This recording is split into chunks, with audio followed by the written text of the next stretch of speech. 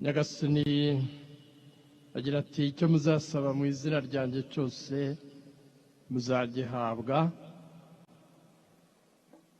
Mucyo rero duture Imana isengesho ryacu ku izina ry'Imana Data na Mwana na Roho Mutagatifu.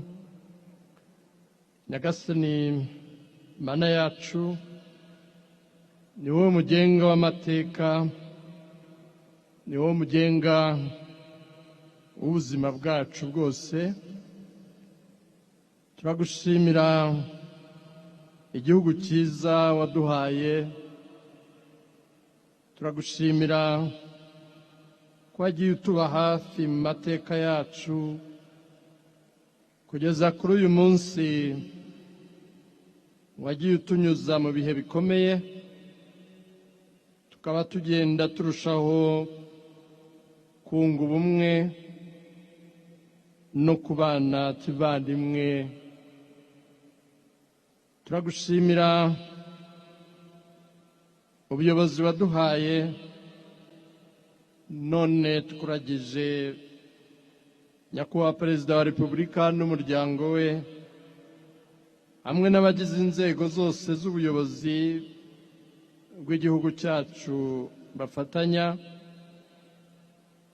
Turabasabira ubuzima busagambye hamwe n'imiryango yabo ibaba hafi mu gusohoza neza ubu butumwa.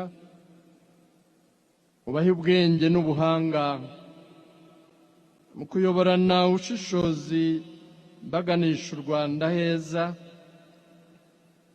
Ubarinde ikibi n'icyago, ubahe kugira ishya n'ihirwe, kandi bagire umutima w'impuhwe, bagakomeze gukunda abo bayobora. Ubahe amahoro n'ubutwari, bajye bahora baguhesha ikuzo mu byo bakorera igihugu. Amahoro, ubahe amahoro n'ubutwari, bajye bahora baguhesha ikuzo muri byose. Uha umugisha igihugu cyacu, abanyarwanda n'abaturarwanda.